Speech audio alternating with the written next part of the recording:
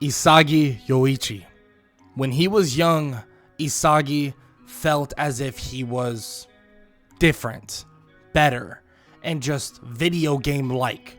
People would watch as Isagi would destroy, would walk all over every single person that was trying to play soccer against him. Yeah, it was simple, it was easy, and it was quick. Isagi would destroy everyone. Many around him would believe that, well, he was just better than them. But at the same time, it felt like he was straight out of a video game. He was just that much better than everyone else, at least in his community. I mean, there might be better, bigger, stronger people out there. He has no idea, but there's a secret that Isagi has been hiding. He has something that he doesn't understand quite yet, but at the same time, he believes that it's literally video game-like. He realizes that he can level up better, faster, and differently than anyone else. He feels that every goal he makes, it might give him a tiny bit, but it gives him experience. At a young age, he would find that he has some sort of HUD menu in front of him. He can mentally turn it off and on, and it seems like their stats. We're talking strength, speed, accuracy, anything you can think of, power, all of this stuff, intelligence, and even luck. Something that definitely confuses him, because how do you even manipulate luck? I mean, how does that even work? That's not something he thinks about, at least that much, when he's younger, but especially when he's older and definitely grows in age, it's something he thinks about. I mean, kids wonder how he gets so strong, how he's so fast, especially when he barely even works out. He doesn't even work out that much. He does every so often, because he definitely can see the betterment of himself when he does work out, especially in terms of his stats. He gets experience every time he works out, every push-up, every sit-up, and every single pull-up. So he does work out from time to time, but goals is where it's at. Making goals in his high school, and just so on and so forth. Even assists, to an extent, gives some experience, and he would upgrade himself in terms of just the ability of power, just intelligence, even sometimes luck, but he doesn't, again, understand that even at an older age, being that he is growing up and getting into these more higher level, more or less higher level tournaments. But these tournaments don't mean that much to Isagi. It might sound a little egotistical, but Isagi feels like he's been so much better than everyone else that is it really even a challenge anymore? Well, that's just it. It's really not that big of a challenge anymore. Isagi continues to level himself up. Stats begin to grow, power, speed, strength, passing, intelligence, so on and so forth. He does get limited XP as he levels up. I mean, we're talking about experience points here. The more you level up, well, the harder it is to level up to the next level. But stat-wise, he feels pretty strong. And in terms of just physical abilities, he's running around the place like a maniac. He's able to just dribble in and out of places like nothing. And on top of that, he can see the field in an interesting way. It's as if he can sense when things are happening, sense when there's a goal ahead. But he doesn't really think much about it. He thinks that, well, he's just so much better and so much stronger and so much, well, greater than everyone else that he can basically tell that he's always going to score. At least that's what he thinks initially. And it does put a giant, not only chip on his shoulder, but an ego like crazy around Isagi. But then we lead to one of his tournament finals. His team is up by about 2 points, maybe soon to be 3. The striker Yoichi Isagi is just running forward, juking, dodging, and just nutmegging everybody you could think of. It's super easy for him, sidestepping people, and he does pass here and there, but he only passes when it's necessary. His coach would be yelling at him, telling him that it's truly a team game, and that Isagi needs to pass it, that he needs to do this, but Isagi doesn't even listen. I mean, he looks toward his coach in kind of like a weird stare, kind of in disgust. He looks at him as if he doesn't know that Isagi's the one that got them here. Yeah, Isagi's taking this shot. Up 2-0, he fakes the pass to his teammate and shoots a shot that you wouldn't even believe. A shot that, frankly, nobody in their right mind would take. It's not even like it's open.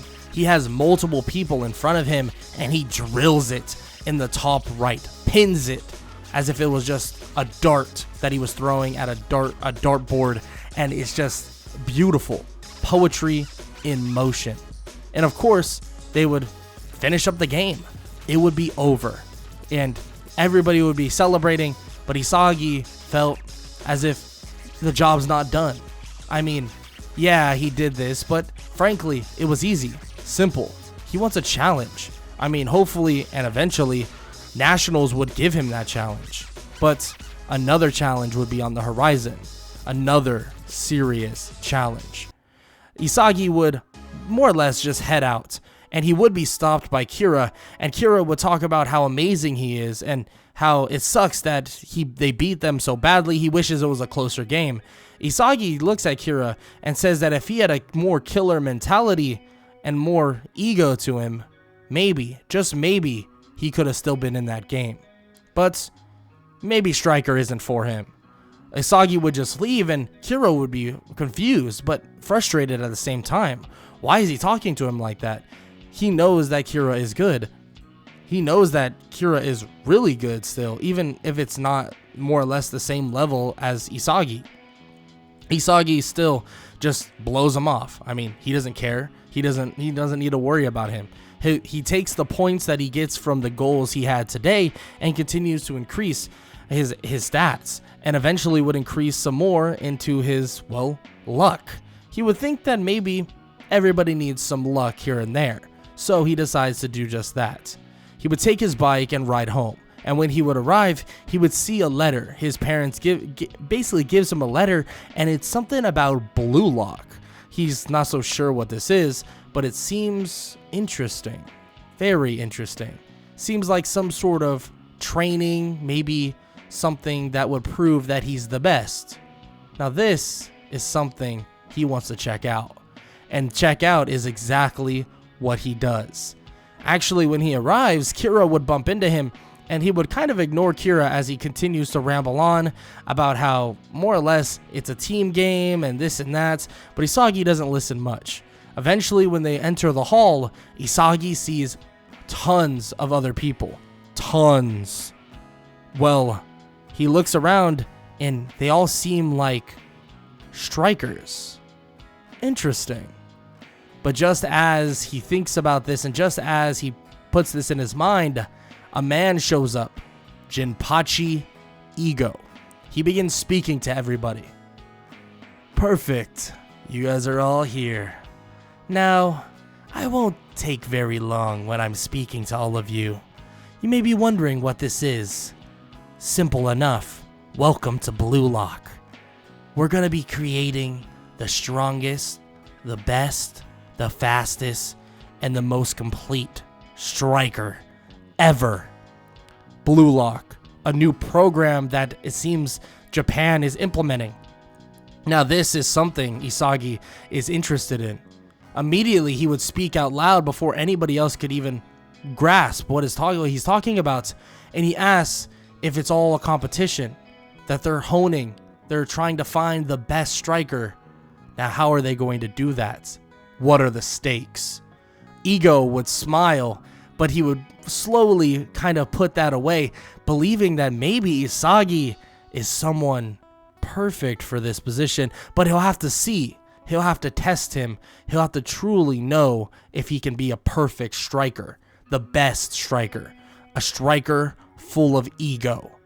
And, well, he begins to explain that all the best players, truly all the best players, all the best strikers are egotistical, are, well, egotists.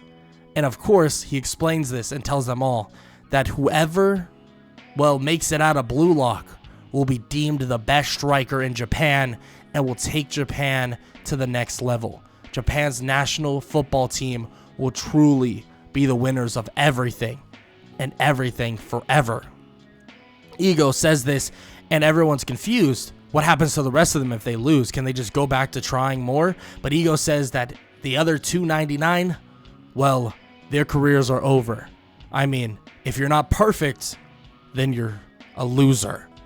Jinpachi Ego says if they are that terrified and whoever's scared can lock off, leave now, or they could proceed through here and truly become the best.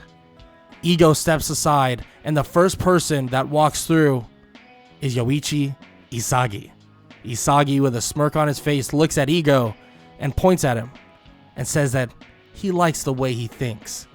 Ego himself smiles, thinking that this kid, if he's not playing a role, if he's not playing this hoax, this idea that, oh, he is that cocky and he is that good, well, let's just say we may have a monster on our hands.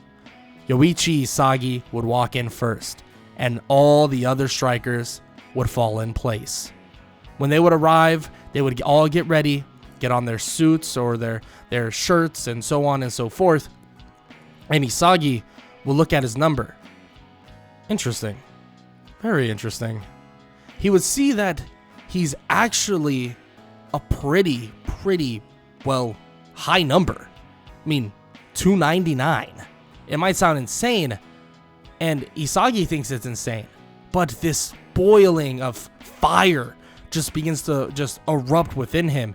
He begins to think, there are 298 other people better than me? He smiles as they're getting ready, and as they're all set and ready to go in this giant room. It seems like they're all together as if they're all some sort of team, but even Isagi knows this not to be true. Isagi would think, if there's that many more people better than me, well, I can't wait to see it. He wants to see the best. He wants to beat the best and prove he's that much greater. As he's thinking this, something comes up on his screen, his HUD menu, and it says, new quest line unlocked, Blue Lock. And of course, there's different pathways that he can go down. He sees all of them and sees that there's just question marks riddled all over his screen. What's the first test? He's excited, ready to go, and he would figure out that the first test would be tag. And he would hear this before he would even see it on his screen. The leader or the creator of Blue Lock, the director, Jinpachi Ego, would say they're gonna do something that he's known as tag. Tag with a soccer ball. There's really no rules. All that there is you can't do handballs. That's it.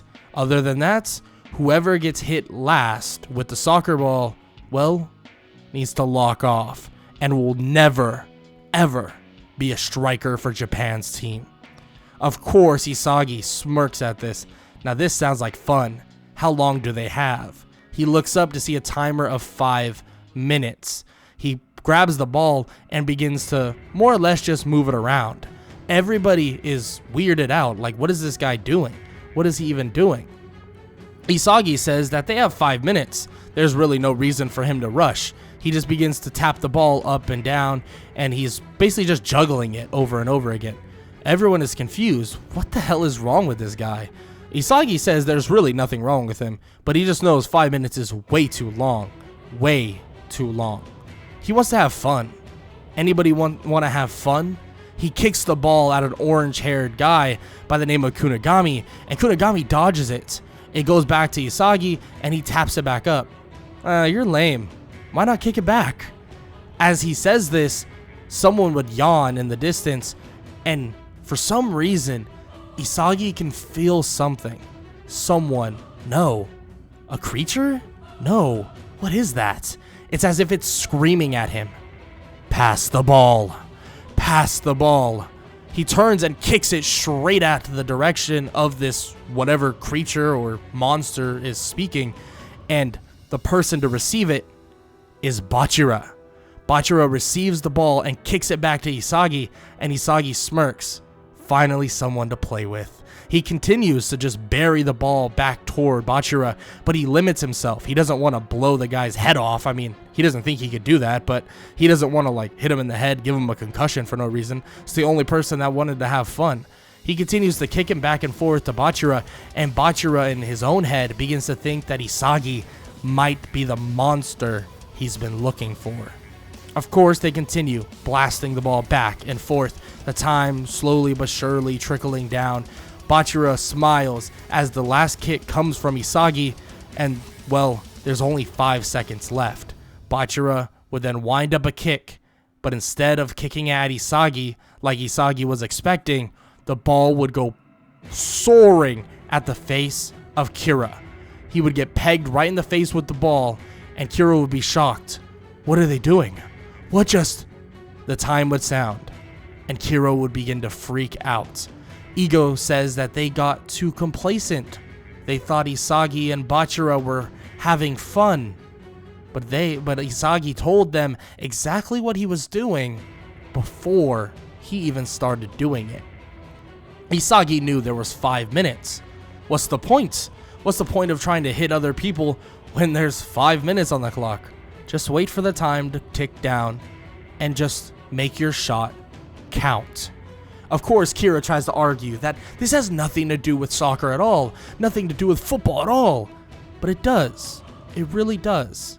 You need to be aware of your surroundings at all times, and the accuracy you need to hit somebody the way Isagi and Bachira were hitting each other, well, that's something that a skilled striker would be able to do. I mean, on top of that, well, you gotta dodge a little bit. Movement, quick movements, reaction time. All of it is important, very important.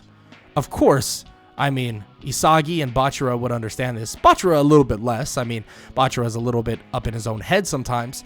But still, I mean, he is Bachira. But, well, Kira is out. Gone. And now, he needs to lock off. Of course, Kira would be mad, be pissed, be screaming, blah, blah, blah. But eventually, he would walk out. And Isagi would wave to him with a smile on his face as Bachira does the same. Bachira would point toward Isagi and walk over there and would commend him, saying that he is the monster he's been looking for. Isagi is confused. Monster? I mean, that's pretty cool. I mean, I've never been called a monster before. I'll take it. Nice to meet you. Isagi would honestly be a lot friendlier with Bachira. It's kind of odd. Maybe freaks enjoy the company of freaks? Well, I guess we won't know, at least not for sure.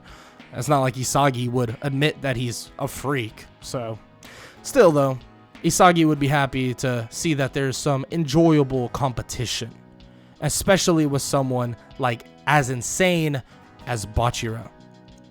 Ego would then explain everything that's going on left. Ego explains that there's 11 players remaining, and they will form Team Z. They'll live together, they will basically train together, they will do everything together. And at times, well, they'll betray each other. And that will definitely happen. Afterwards, everyone around begins to just train. They don't worry about what happened to Kira. They work hard, they train, and they get ready. Isagi, with the motivation of just Blue Lock itself, he begins to train harder than he ever has before. He tops out in almost everything.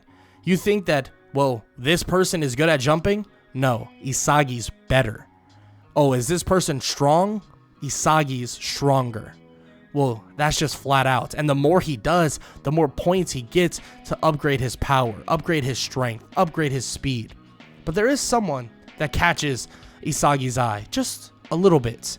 He can feel when somebody is, I don't know, fast, when they're strong. He sees it in Kunigami.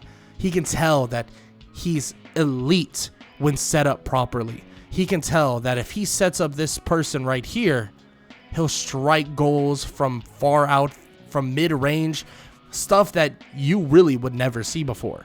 He wonders how big of a monster he truly is. But then he looks at someone else.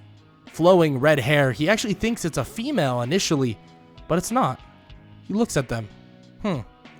Interesting. He walks over and begins to talk to them just a little bit, but he can tell that the personality they hold, not for him. He speaks with Kunigami, asking some questions, and Kunigami is not too happy with him, especially because he tried to kick the ball at him. But Isagi says they're teaming up for a reason. I mean, definitely for a reason. They must have a match. As he says this, well, they would get the information that they would be taking on, well, Team X. As Isagi would tell him, just as he thought. I mean, if he wants some, well, easy goals, he might want to speak to him a little bit. And Kunigami is confused. Easy goals? I mean, why would you even want to try to set him or me up or him up? And Isagi says that he likes Kunigami. Strong, powerful, a sharpshooter in a way. Is that right? And Kunigami is confused. This kid, this guy, I mean, he was so egotistical like not too long ago. Why is he acting this way now? It's as if Isagi is, well, I wouldn't go as far as saying infatuated, but excited, ecstatic about the idea of being around people this good. He might be better than them. I mean, he probably is better than them. But the idea of it, it's beautiful. It's something he's never thought of. Elite strikers making one team? I mean, they could do insane things.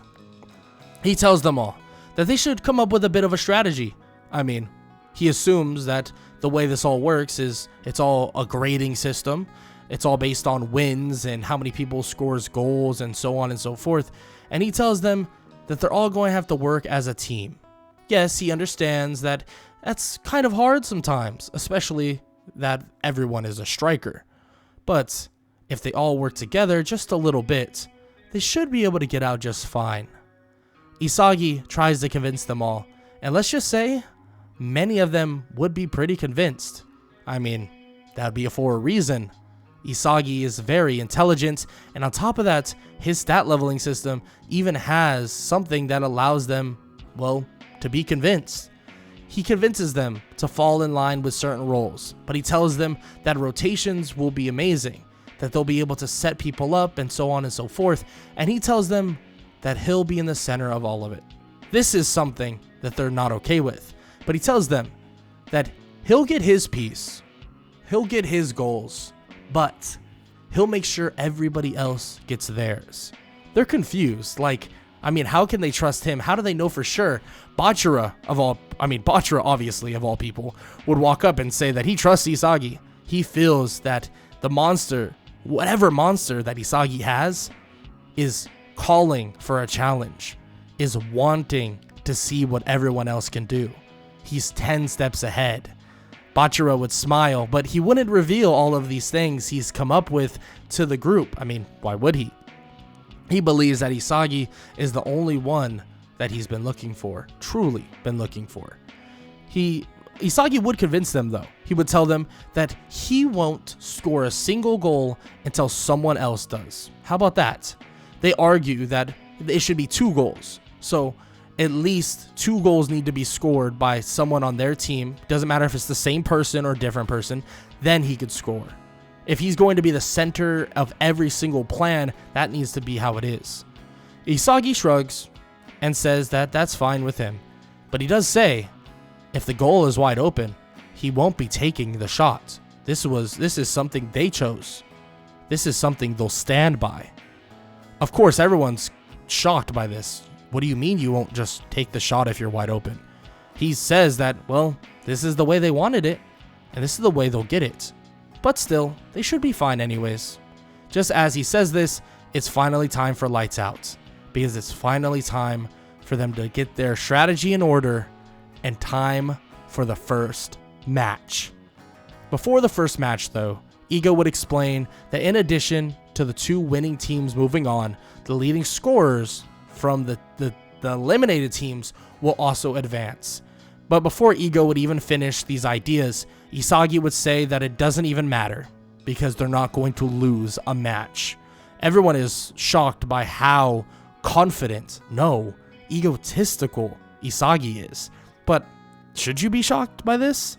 I mean, they'll soon learn that this is exactly the type of person Isagi is. The match would begin, and everybody seems to fall in line. Isagi would start off pretty quickly, passing it over to Bachira, as Bachira would more or less just cut through the defense with some insane dribble moves. And, well, immediately Isagi would smirk. Yeah, this is cool. Isagi would cut past the defense as if he's seeing pathways that nobody else is seeing. But he would sense somebody. Someone with a villainous aura. No, an aura of an egotist. What is that? He looks to the side and he can see the flare of someone coming across. Who is that? He would smile. Baro. He would realize that this person, he might not know the name, but Baro is drawing Isagi's attention. But no matter. Isagi would get the ball back, and as Baro would cut him off as a blaze of glory, well, Isagi would nutmeg him. Boom. Flying right past him faster than you could possibly imagine. Baro in complete shock. He looks back toward Baro and winks at him as he passes it without even looking to the right side, as Kunigami takes a shot so hard that just the goalie can't even react. But the shot was from relative close range. It wasn't insanely crazy distance, and Isagi, while running back, would ask what Kunigami's range is. Kunigami would kind of just hint at it, and of course Isagi would understand, as he continues to see his experience points level up with every goal or assist of a goal. He sees that the experience is far more potent, as if these are more important goals. Well, I mean, they are, right? I mean, it's something to lose and something to gain. So I guess there's a reason for it. Isagi would back up and he would get ready for basically to get on defense. And of course, the one and only Baro, King Baro, would come forward charging at them as if he's just ready to take on their whole team. He would barely even pass. He would get by some of the defense, but Isagi would slowly close the distance, as if he's in blind spot after blind spot. The king. He would profess that he's the king. Baro is the king. He would say that these peasants can't guard him. And it seemed to be true. Every piece of defense would be cut through, but eventually, when he would take his shot, a foot would come out of nowhere, and the ball would pop up, landing right in front of Bachira. Isagi would smirk. The king? Well, I'm the king slayer. Isagi would tell him this as he dashes past. They know that they can set up an easy goal, and he needs to let one more person score. And in the eyes of Bachira, he can tell Bachira will score this one. He gets the pass back from Bachira, and he would immediately juke out a couple other the players from Team X. And as he would lob the pass up, everybody's confused. Where the hell is that going? I mean, that's not even open. He's passing to the open space. He trusts that the monster within Bachira sees it. One kick, boom, and it's through the net. Bachira scores, and they're up 2-0. The King Baro is freaking out, at least internally. Confused. What's even going on? What's even happening? Everybody else is in shock, especially on Isagi's team. Isagi promised that they would win, but how is he making the field look this easy? Look at who's on the other team. They know who Baro is.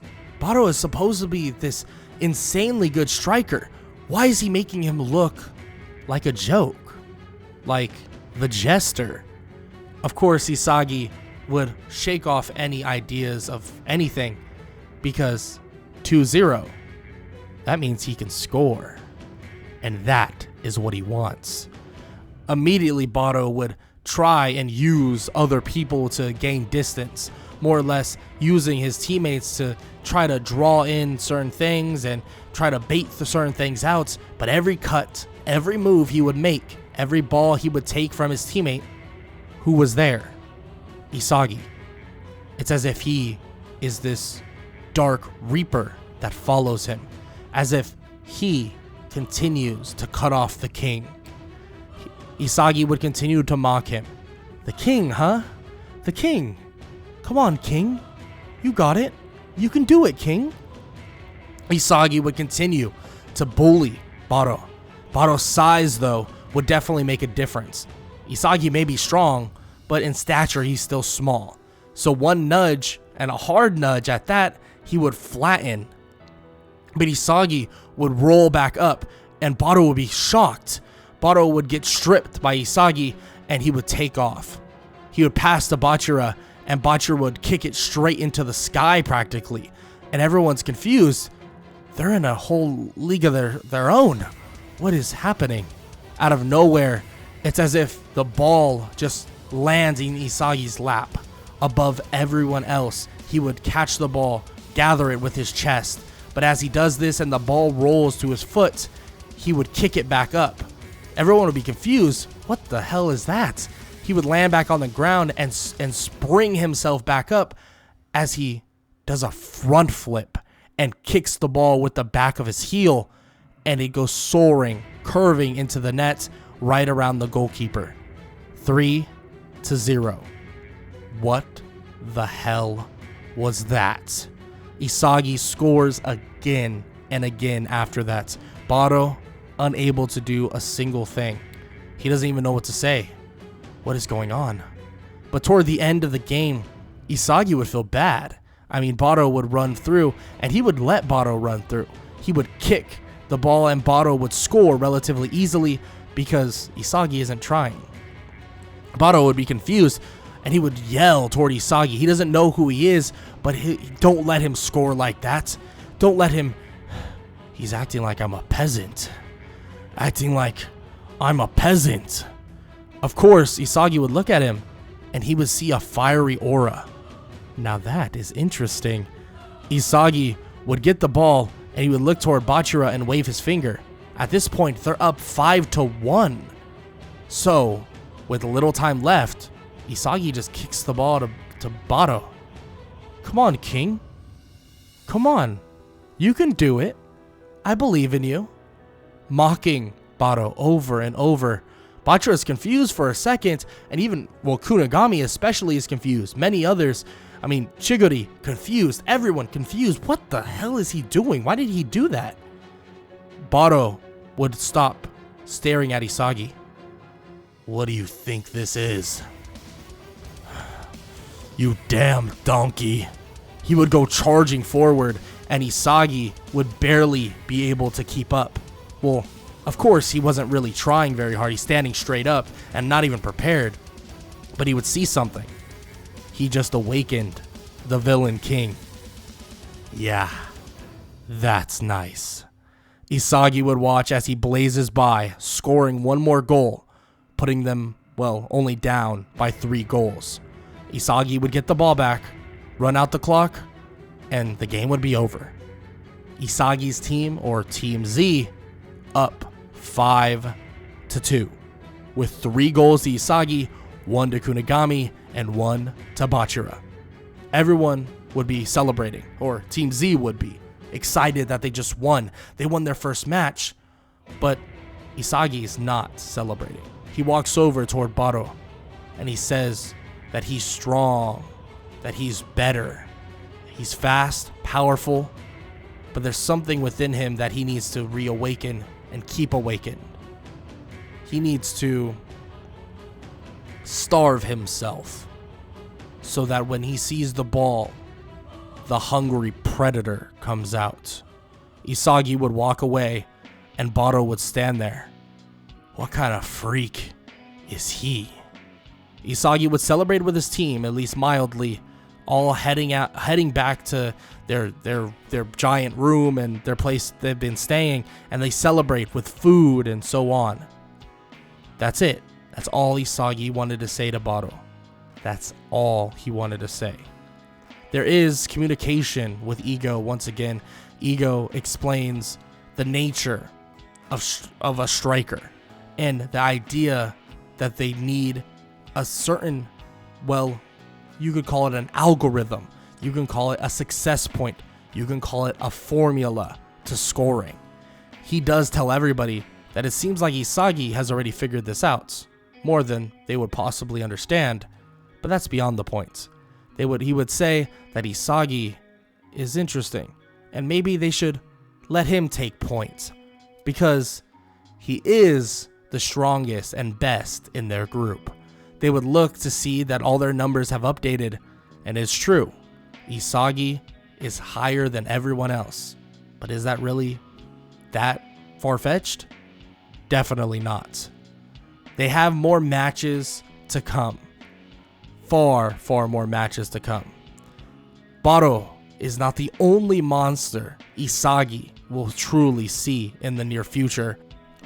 And with the quests of, well, the tag and also match 1 being a victory, Isagi would get more experience points, more points to put in more stats, upgrading luck, intelligence, charisma, anything you could think of, strength, and all of the stats would continue to increase as Isagi seems to get further in distance from everyone else around him.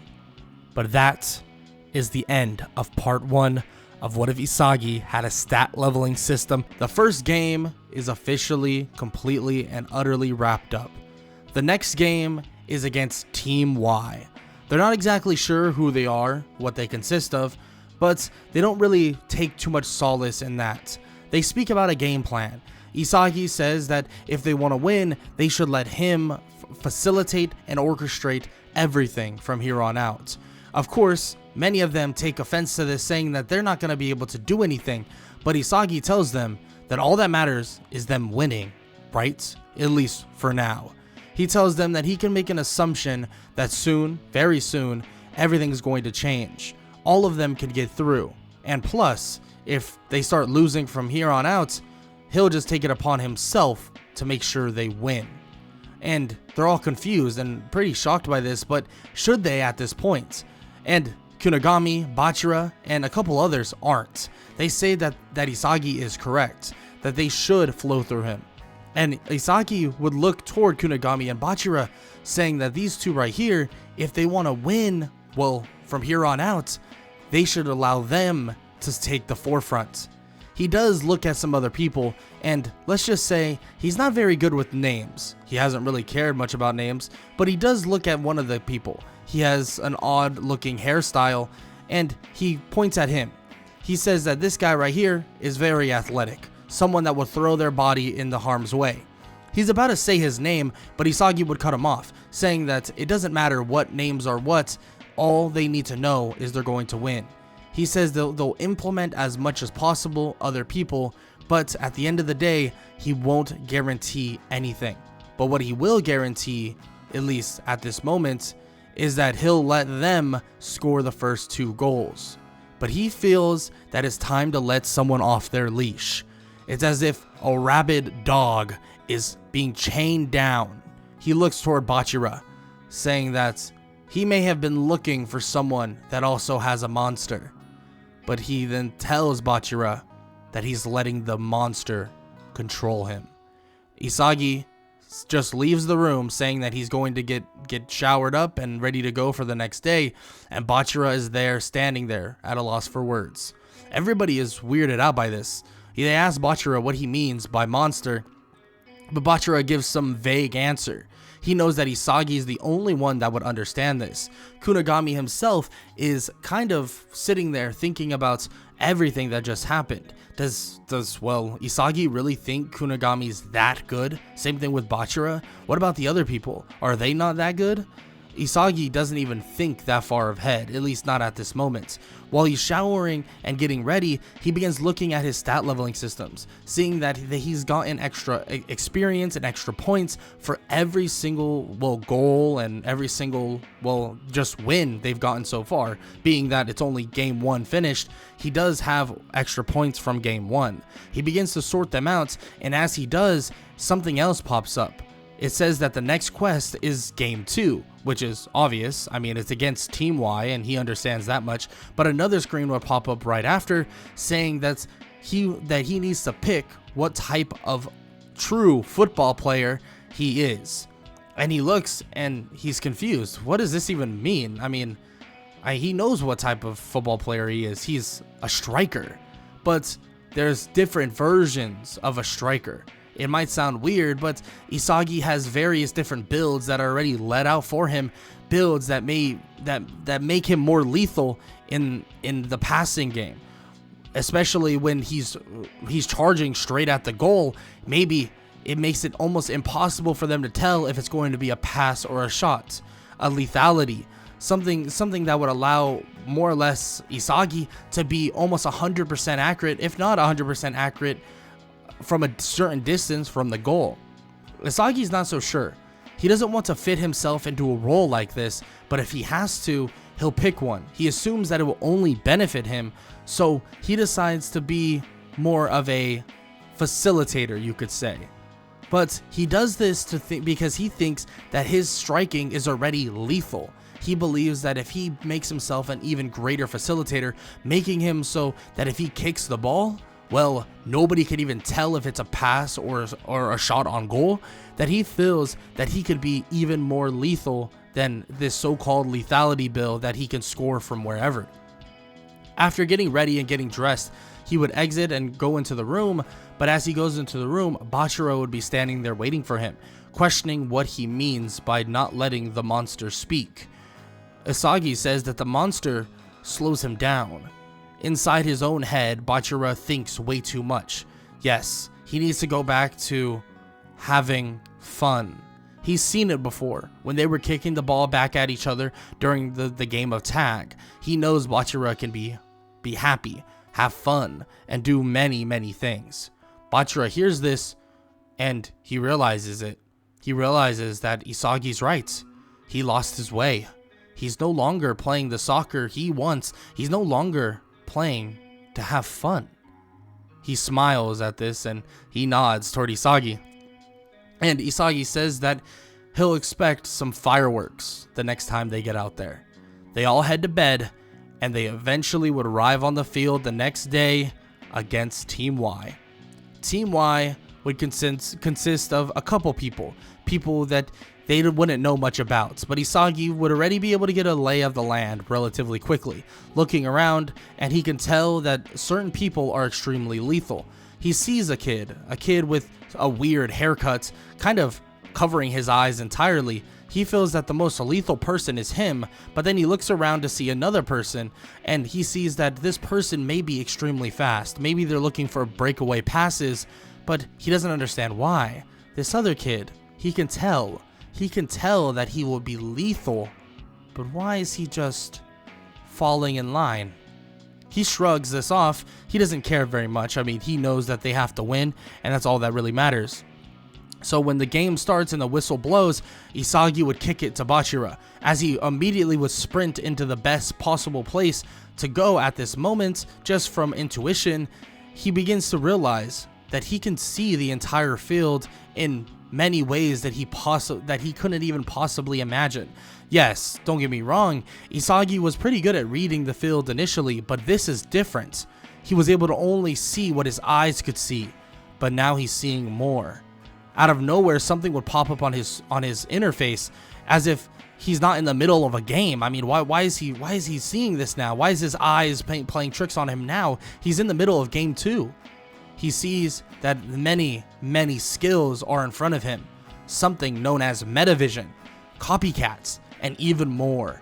Various lists and go on and on and on. And Isagi's overwhelmed, seeing that they all take copious amounts of experience and skill points, but then it all shuts down. Isagi would look to his left, and Bachira, with a large smile on his face, would cut through the entirety of Team Y. One through the legs. He does small cuts to the right, juking another one out. He immediately would toss it over the next, and he would be gone past 3 people already. Everybody would scream, "Isagi, get down there!" And on top of that, telling Bachira to pass it to him, but Bachira would still be smiling. Isagi moving around to just more or less allow Bachira more space. He sees something in Bachira. He sees that Bachira has found his brand of soccer, his true brand of soccer. Isagi would be laughing as he's cutting through the defense, just drawing people off of Bachira, and Kunigami seems to start doing the same, as if he's reading exactly what Isagi is doing, realizing that Isagi has a plan. But this plan is only to allow Bachira to get through. Bachira would eventually cut through everybody, almost everybody, outside of the people that Isagi and Kunigami have gotten off of him, and he kicks the ball, and so hard to the point that there was no reacting. Bachira would smile, and he would begin laughing, and he would say that he truly has found his brand of soccer once again. And Isagi would laugh at this, saying that sometimes you need to let the monster go away, put the monster's words to rest to truly find the monster you are. Isagi would back up, and everybody in Team Y would be completely out of it. What the hell? Of course, they tell them to focus up, focus up. They still got this. Team Y would deploy their little plan, and a beautiful pass would be sent down the side of the field, but Isagi would be able to read it, kicking the ball out of bounds and allowing them to reset once again. The reset makes everybody on Team Y kind of panic. This was their kill shot, but he read it. He read it. No, he didn't read it, really. He was just faster to react. He was just quicker. Oh my god, this guy. He must have experience. He must. That's all it is. Isagi would await the pass in, and as the pass comes in to one of the players of Team Y, it would get kicked off to someone else. But as it gets kicked off to someone else, it would get nudged up. And as it gets nudged up, it would land right in front of Isagi. How cruel luck truly is. Isagi would pass the ball upward, and as he runs with the ball himself, he sees Kunigami cutting through like an absolute monster on the field. He smiles as he kicks it toward Kunigami, and he lasers the ball through the net once again, and Team Z is up 2-0. Just like that. Team Y seems to be completely out of the game, not understanding why their tactics aren't working and not understanding what's truly occurring. Isagi not only can realize what they're doing, but he already knows that it's flowing through one person. Because the next time the ball gets kicked in and it goes straight to Nico, he stands in front of him, saying that he'd be much better as a true striker. Why is he not letting his ego take over? He would steal the ball from Nico as he begins to dart through the defense, and he smiles as Bachira watches him and begins to clap. The monster within, well, Isagi, has awakened, and Isagi, well, uses that monster in his own way, because Isagi is truly the monster. He kicks the ball. Isagi easily would just thread the needle between defender after defender, lasering the ball into the top left, and after he scores, making it 3-0, he would say that this challenge of Team Y is nothing. Even the so-called fake king gave him a better challenge than them. He would walk back, and Bachira would be celebrating, and Kunigami would be as well. He would tell them that they should switch out. Other people should get in. He won't score anymore, he promises. He'll set everyone else up for goals. Let's have some fun. And that fun would ensue. A complete and utter domination of Team Y. Isagi not only is stronger himself, his ego may have been rivaling so many, and his ego may be off the charts, but at the same time, he's making everybody so much better, so much stronger, that it's not even funny. He tells them that after halftime, they will switch, And then about halfway through that period, well, they'll switch back. It won't be anything too crazy, and that's exactly what ensues. And it ends up leading them to winning 8-0. Isagi, after the game, would walk up toward Nico, saying that he should really reconsider his game plan, because all it takes is talent, and all it takes, well, is someone like him to completely disintegrate a plan. Of course, Nico would tell him to F off. Get out of here. Why does he want to see him take off? He doesn't want to talk to him. I mean, he just beat the living hell out of his team, or their team. So, of course he doesn't want to hear from him. But Isagi shrugs it off, saying that he's just, well, giving him some advice. Sometimes you'll have to let your ego take over and start calling the true shots. And he would then eventually leave. Isagi would just head out. He wouldn't say much more, wouldn't say much less. He would understand and know exactly what Nico was thinking, and he knows that he will soon become a monster himself. Isagi would leave with his team and they would celebrate. I mean, Isagi is still a good dude. I mean, overall, yes, he is a bit blunt. I mean, that comes with being extremely talented. That comes with basically him just being kind of the best at the moment and kind of unchecked entirely. So he is still really nice though, especially in casual type of situations and stuff like that. Isagi would begin speaking with everybody, trying to get a feel for what everyone can do, and he would begin speaking to many of them, learning that some jump high, they risk their bodies. I mean, you have someone like Kunigami and Bachira who basically have insane strike or insane shooting ability, and one with an insane dribbling ability. And then he gets to one other person, Chiguri. He's curious, very curious. He tells Chiguri by the way he walks, he seems odd. Chiguri doesn't want to say much about it, but eventually he would speak with Isagi later in the night. He would speak with Chiguri while they're actually just watching some film, and Chiguri would tell him exactly what happened. He would tell Isagi that he tore his, and just as he's about to say, Isagi cuts in and says his ACL. He assumes it was about a year ago. People that tear their ACLs and stuff like that, of course they're fearful to even take a step. He understands. He gets it. But he wonders, why is he here? Is he waiting for his soccer career to die? I mean, he doesn't want to see that. Isagi says he wants to see more monsters. He wants to see more absolute insane football players. That's what he wants to see. Isagi says that he knows that it doesn't matter what he wants. It matters what Chiguri wants, but still, he wants him to know that if he wants to get involved, he'll get involved.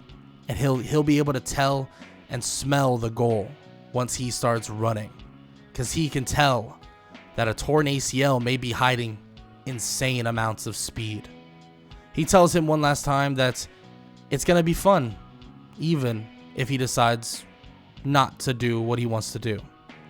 And Chiguri hears him out, but doesn't say much more after it. Their preparation would eventually begin. It's time for them to more or less take on the next team. It's going to be Team Z versus Team W. After learning that they are actually not at the very top, it's actually Team V who have scored insane amounts of goals, but Team Z is firmly in the second place spot. It's kind of a foregone conclusion that it's going to be Team V and Team Z, but their match is against Team W, and more or less it would be a bit of a slugfest. And honestly, it would start with Isagi. It would all start with Isagi, and he would immediately start passing it up to Bachira, as Bachira would cut through them like butter. And they did their homework, don't get me wrong, but Bachira has come so far in such a short amount of time that he makes quick work of the defense, getting his first goal in the first couple minutes of the game. But the twins on Team W would definitely make for one hell of a tandem. Team W would have two twins that would be insane. The Wanama twins. This would allow the Wanama twins to cut through the defense of Isagi's team, or Team Z, and Isagi would smile. These people, they're interesting. Bachira would see that it seems like Isagi's just downloading. As the Wanama twins score, and score easily, it's now 1-1. Isagi then tells them that shutting them down will shut down everything. They're just like the last team. He would shake his head and even tell them that, saying that all they are is two people. Such a simple plan. Such a simple plan. Isagi would spread the field relatively quickly as the next score seems to be in range. As they're about halfway, at the half line of the field, he would pass it back and forth with Bachira as he's looking for a goal for Kunigami. But then as he's darting to the right side, he feels something. What the hell is that? He looks to his left to see an explosion. In his own eyes, an explosion of speed. He looks and he sees an opening for a goal, a pretty easy one at that, and he chucks the ball, kicking it so hard that everybody's shocked. Where the hell is he kicking it? Everybody else recovers and tries to back up toward the ball, allowing, for it to be a legal pass, and then out of nowhere, someone comes charging in. It's Chiguri, someone that nobody even expected, and their strategy didn't even involve him, but Bachira would smile. Another monster has truly entered the field. He kicks the ball and scores. The twins are shocked, and the entirety of the other team is shocked. What the hell was that? They all thought that Chiguri was out, that he was gone. He wanted to wait for his career to die, and Isagi was more or less just allowing it to go on just little by little.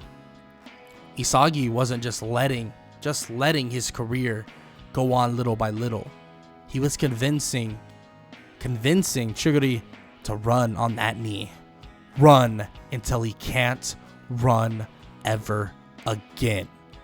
Chiguri has just entered the field, the true field, and has now given them even more weapons.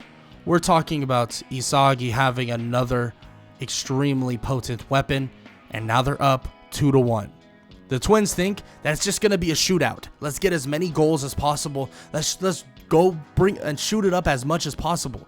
10-10, I don't know, 15-15.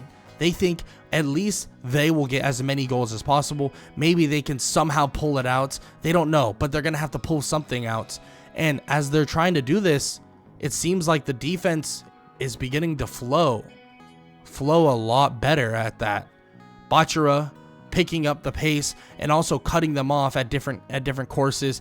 Various other people also in their team Z, cutting them off very quickly at that. Even the Monk Boy. The Monk Boy is out here with insane clamps and defense. Raichi would come barreling down right after the Monk Boy. Iragashi would more or less stop the twins, stealing the ball, and he begins to bolt out. As he does, he thinks to himself, do they want to win? He wants to win. He'll prove that he's the best striker later. He doesn't give an F about this right now. He'll put on the most beautiful and amazing defense they've ever seen in their lives. He kicks the ball, passing it to Isagi, and even Isagi's pretty surprised. Bachira would smile, and Isagi would begin to cut through the defense as he's opening a pocket for the one and only Kunigami. He kicks the ball, and he sees Kunigami. It's actually deeper than his normal range, and all he can think about is that it's time for him to evolve too. Everybody seems to be evolving quicker with Isagi Yoichi. Now, Kunigami, it's time for you to devour everyone. He kicks the ball, and it's like a bullet. You can hear the whistle of the wind slam, and eventually slamming into the net. Isagi would smile. Kunigami is only getting better. This game has been in complete lockdown since Isagi started taking the forefront. He refused to let the twins get started, and he refuses to let them do a single thing, especially with their cocky demeanors. I mean, yeah, he likes a good ego, but this is ridiculous, and they're so annoying. What are they even saying? So he begins to unleash no mercy on them. He tells them all that he's not going to do what he normally does, hold back and eventually let the time run out. Nah, they're going to score as much as possible. He feels that this would be the best way to evolve many other people. It might even give him a better chance later on. And as he says this, he sees something pop up on his screen, more points, and on top of that, so many points to the point that he feels that he might even be able to unlock an insane skill. But he shakes his head as he clears his vision, and he would continue to thread through the defense, and eventually they would run up the score so much so that it felt as if they should just forfeit. The score would end up being 12-1. And Isagi and his team would just obliterate everything and everyone on Team W. Team W has now been defeated, and, well, let's just say it's a foregone conclusion that they're going to win. That everything is going to go down, well, to nothing. Because Team Z and Team V, who is currently at the top, at least at this moment, and it's pretty damn close, being that Team Z is actually creeping and arguably probably overtook them just from that game alone, but still pretty neck and neck. But it doesn't really matter. They're both going to get through. But Isagi's questions how good this other team is. I mean, what kind of freaks are on that team? And he would eventually find out. He would see some of them. He would actually visually see some of them while they're just eating dinner. He would walk in to see one that's extremely lazy, kind of talking about how he doesn't really want to practice, doesn't want to really do this and that. And then he looks towards some of the others. He sees that there's a purple-haired one that seems to be very, very calm with the white-haired one. And then another one that looks kind of like a nerd. Well, not really. He kind of says things that is kind of stupid. I don't know. Well, he doesn't really think that much about it, but still, he does speak with them for a little bit and speak with them about what they want. And they talk to him, but they talk to him pretty casually. But they do know who he is. They have heard of him. They know he's strong. They know he's good. They know he's powerful. They know he has an insane IQ. And their little game, Team Z versus Team V, will be insane. Will be absolutely insane. But then Reo does bring up the fact that, well, it doesn't even matter. It literally doesn't matter. And Nagi would yawn and say that it means that they don't have to try. And Isagi would stare at him. Nagi. I can tell. You're good, huh? Like, real good. Reo would cut in and say that, yeah, he's the best. And Isagi would look at Reo and smile. The best? Interesting. He would look at his number and then look back at them. We'll see about that. I hope you're not too lazy, Nagi. I want to see what you can do. Isagi would walk away and Nagi would yawn once again and ask Reo, is that the guy that he's been talking about? Reo would nod, saying that Isagi is the monster they've been hearing about. The freak. They're going to have to be on their A game if they want to win. Nagi does remind them that it doesn't matter though. They're already going to get through. And it's true. That is very true. But still, it doesn't matter. After that little conversation, Isagi begins to train, do his normal regimen, and he kind of just, gets ready, gets prepared, and he actually runs into Baro. He speaks with Baro a little bit, and Baro questions everything about Isagi, but Isagi gives him as many answers as possible, saying that he wants the king to be strong, be powerful, be someone greater, because he knows that he can be. Baro is confused. Why the hell does he want to help him anyways? But he tells Baro that a player like him is unpredictable, almost unstoppable. He tells him that he's very similar to Bachira in that way. Once Bachira began to have fun, learn his and know his true way of football, let's just say it felt as if he was unstoppable. He tells Baro that if he wants to be the king, he'll need to channel the villain version of that king. He watches as Baro kind of listens in but doesn't really listen in that well, and he tells Baro that they'll be talking very soon. Maybe sooner than he can possibly even imagine. And he'll be able to know what it's like to be on the same team as a monster like himself. Isagi would say this and Baro would be confused. And he says that well, how does he even know that all of them are going to get through? And he tells Baro that he's going to have way more goals than everyone else on his team, so he'll get through for sure.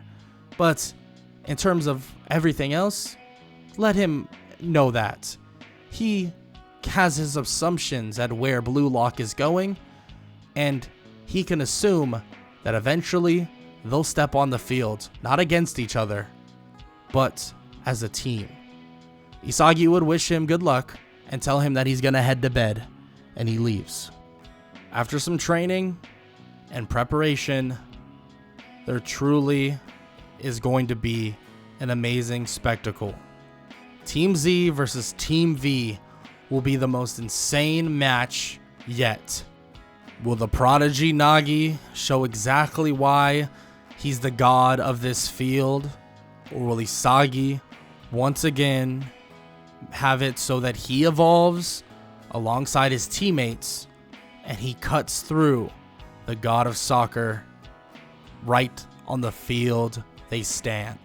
The battle, or well, the game between Team Z and Team V is about to begin. Let's just say it's as if two titans are about to clash. But has Isagi made a big enough difference in Team Z that it won't matter that Team V, the ones that have been dominating this entire time, will they even be able to stand a chance? Well, Isagi would wait his turn and await the beginning of the battle, or the beginning of the game. But let's be honest, in Blue Lock, this is a battle. A battle to see who's the best striker, and a battle to stay in Blue Lock. Even though this game has no repercussions, Isagi is taking it very seriously. They even came up and drew up a play for someone that hasn't gotten much spotlight, Gagamaru. He hasn't gotten any really spotlight, so Isagi says he'll set him up for a beautiful goal, in which right when the kickoff begins, he would do just that, setting him up for an amazing goal that he would header, but it would actually clang off the bar. Isagi would look at him and shake his head. Of course, he would run back and he would say that let's do it again. I mean, it's obviously going to work. Isagi says that they need to play defense now. Be aware. He can tell that something is coming. Reo would then say that how about they try that? Nagi would nod as they run the exact same play, but better. Isagi would just watch as this occurs, and he would just see the ball fly through the air, and eventually Nagi would stop it on a dime, and kick it straight past their goalie. Of course, Isagi would smirk. He knew this guy was good, but is he really the god of a soccer field? The god of this soccer field? They'll have to see right now. Isagi would tell them that, the script is off. He's done with going by the script. He would look backwards toward Raichi, and he would tell him that Reo, the guy with the purple hair, he needs to be stopped. Raichi is confused, and he then realizes what Isagi is implying. He wants him shut down, locked down, make it so that he can't facilitate even an inch. He will handle Nagi. Isagi would kick the ball to Bachira and would look at him and smirk. Have fun. Bachira would then blitz through the entire team in a matter of just seconds juking, bobbing, and nutmegging everybody you can possibly imagine, popping up the ball. Even Nagi himself gets slightly more serious, trying to stop Bachira, but Bachira would even put him in a blender. Boom. One kick, and it's another goal. The score is 1-1. Rayo and also Nagi begin to think that this is going to be a lot more difficult than even they possibly imagined in the first place. But they begin to run even more plays, any plays they can possibly think of. Rayo would try to set up Zantetsu in a way that he could utilize his speed and quick movements to get goals. Use Nagi as a decoy as much as possible and have Nagi finish off anything that they needed to finish off in the long run. But as Rayo is paying attention, as Rayo is looking around, he can then realizes that everything on the field, it's different. It's so much different. Well, what is happening? Isagi himself is allowing everything to change, is forcing everything to change. He's allowing the defense, his own defense, to adapt to whatever he's saying, but he's not even saying a word. This is insane. How is he doing that? Of course, Rayo would eventually get the ball to Zantetsu, and he would speed off. But who's right next to him? Chiguri. Zantetsu may be quicker, but Chiguri is by far faster. So when they begin to scale the entire field, Zantetsu is forced to pass the ball. Isagi would then clash with Nagi, as Nagi does an insane trick. He then stops the ball with his foot relatively easily, catching it and stopping all of its momentum. He pops the ball up, faking or trying to fake Isagi out, and even tries to kick it with the back of his foot. As he does this though, Isagi would pop the ball back up. He would look at Nagi and say that it won't be that simple. He has his number. Nagi would be shocked. What? He has my number? Isagi would steal the ball and kick the ball so far and it lands right in the lap of Kunigami. Kunigami would pass it off and do a touch pass to Bachira, as Bachira would pass it right back, and all Kunigami is thinking is that he needs to evolve with everyone else. Kicking the ball as hard as possible, he shoots a laser outside of his normal distance, just getting the easiest goal that anybody's ever seen. It looked so seamless. It looked like his leg was full of, we don't know, gunpowder, exploding the ball that nobody could even realize what just occurred. Kunigami smirks, and now they're up 2-1. Nagi then looks toward Rayo and telling him to just pass him the ball. Isagi would smile, and the smile would be one of competition. Nagi would be serious. The first time anybody has seen this, Rayo realizes that Nagi wants to truly play football. Nagi would set up for a pass, cutting through the defense as he catches the ball, stopping in midair once again. He knows Isagi will be near. He knows he's coming. Isagi would slide through, and of course, he's right there. Nagi would pop the ball back up, dodging Isagi just in time as he begins to try to cut past him. But just as he does, Isagi would smirk. He would say that he's not the only one on this field. Out of nowhere, Raichi would come out of nowhere, stealing the ball from Nagi. Nagi would be shocked. Wait, he was the one that was marking Rayo. He would look to see that their whole defense has shifted. It's as if they're shifting on the whim of Isagi, as if Isagi himself is literally manipulating the field. But it's not exactly that. It's as if they trust Isagi. Yes, they trust him even more than you would possibly imagine. So when they see him do a certain move, they already know that a shift is bound to happen, and they follow Isagi's lead. It's as if everyone around Isagi are just pawns, but these pawns are free thinking. They're not being controlled by Isagi. They all can think on their own, but it's as if Isagi's showing a light for them to go to. That is the type of player Isagi truly is becoming. That is the type of player he is when he's on this field. Nagi would be shocked, but he would eventually get the ball back. Effort is something Nagi hasn't exerted in forever, if not ever. He steals the ball back from Raichi, and this even confuses Isagi to a certain degree. He didn't expect Nagi to be drenched in sweat and trying his absolute hardest.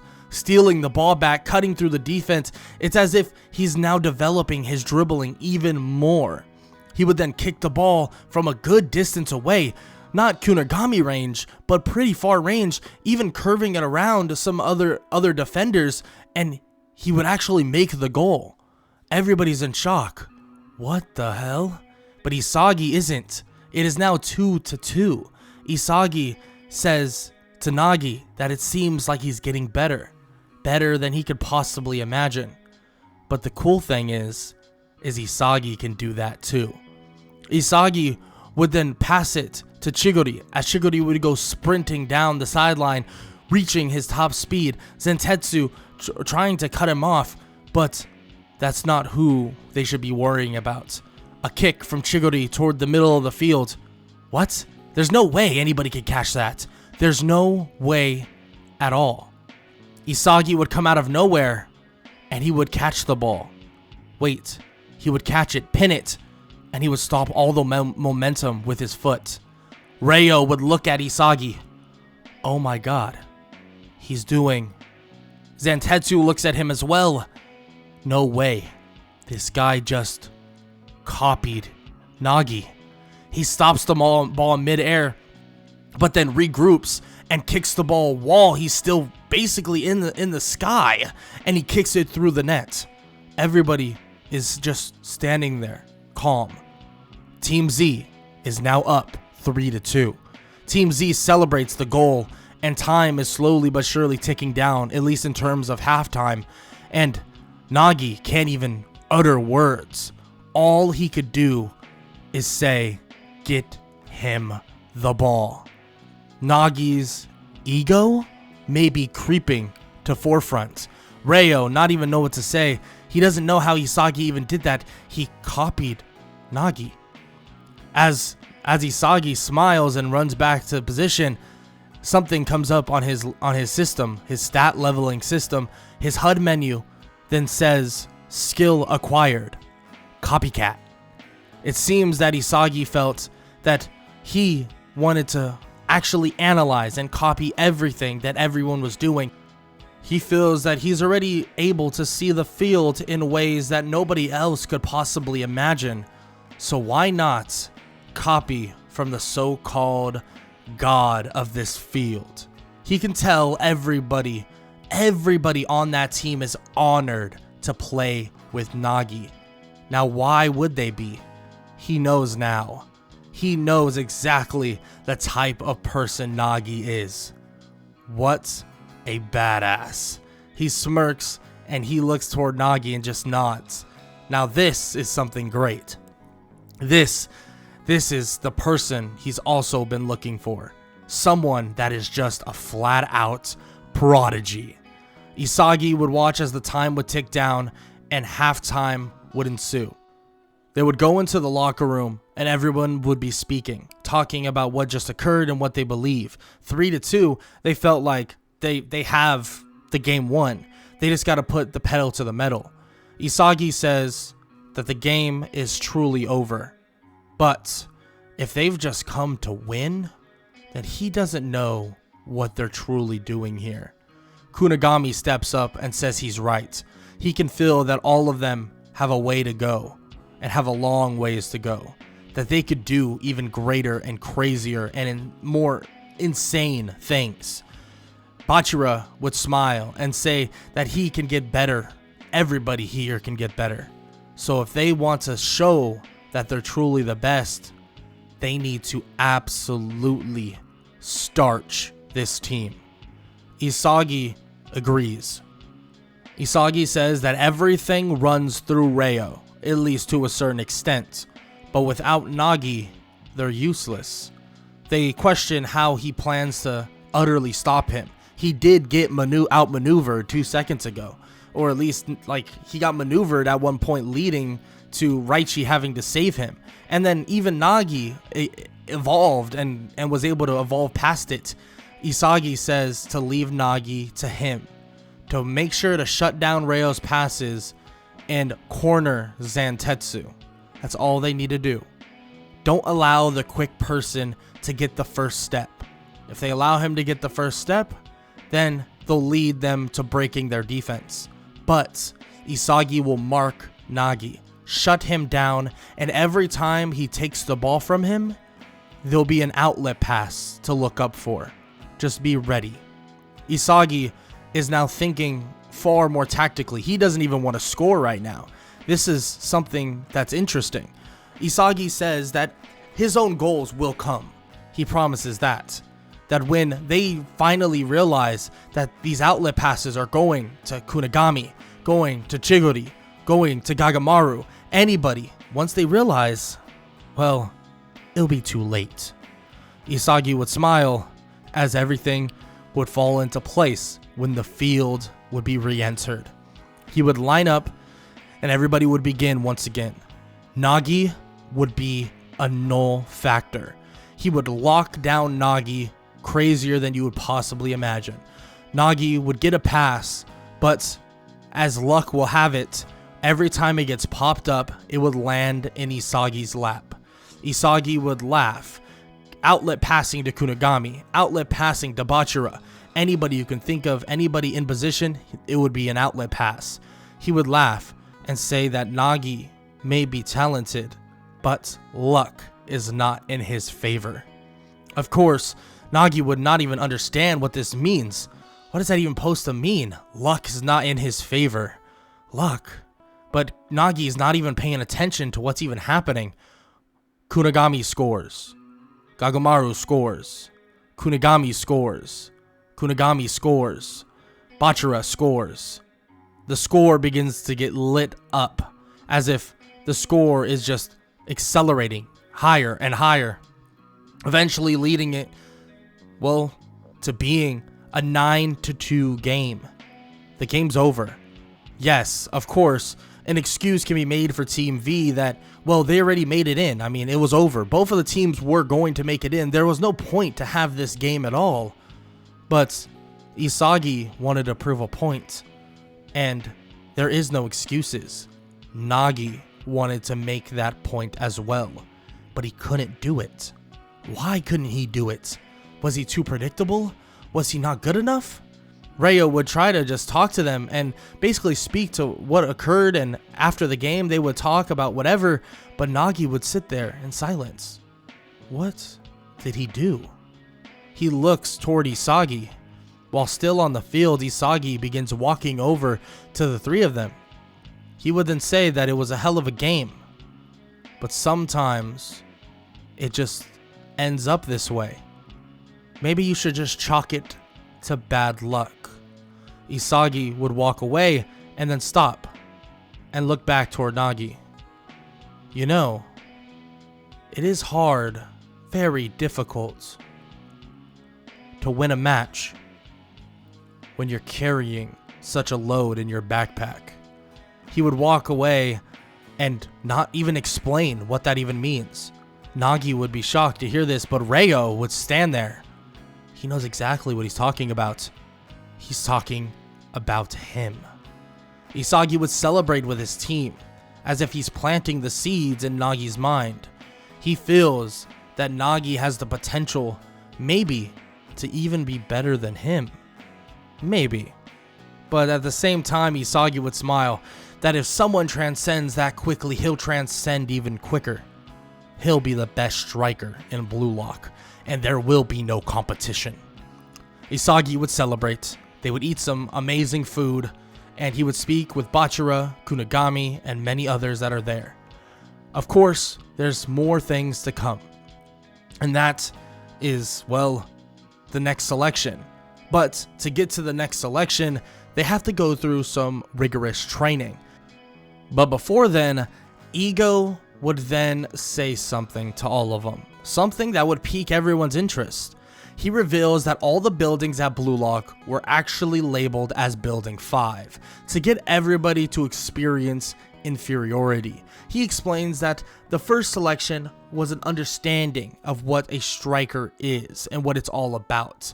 The second selection will be a series of individual challenges in 5 stages, in which only 5 teams of 5 strikers will make it through to the end.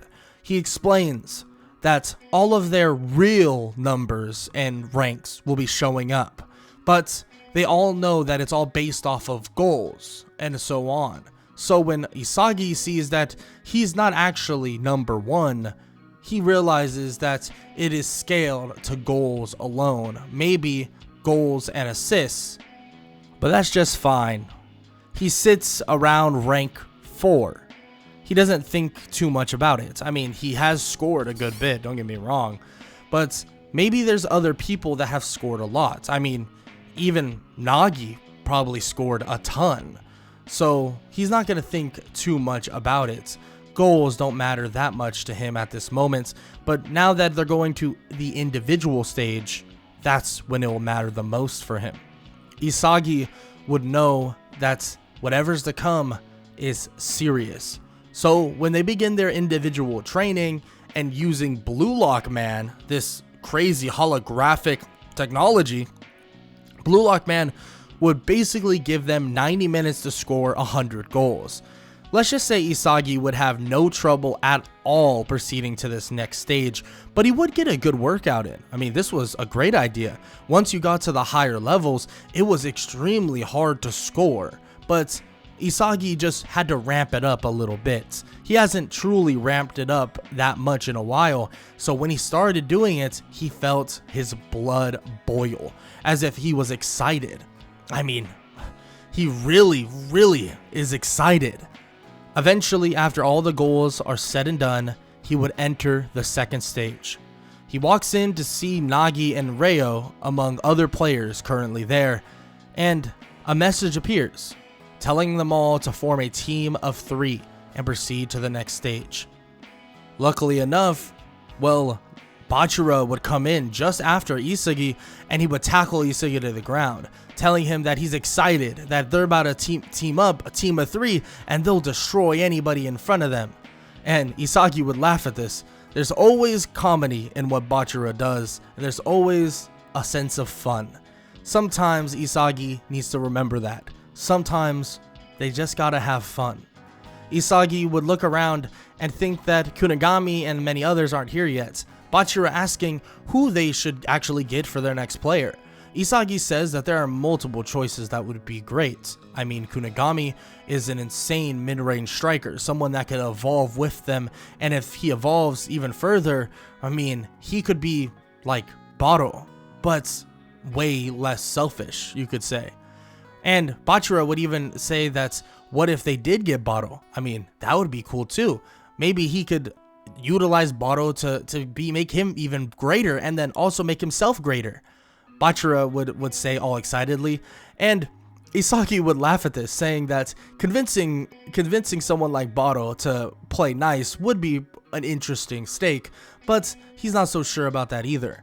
But he does think about Chiguri, maybe he should get him, and maybe he should try to get someone else. But just as he thinks about this, well, Nagi would walk up.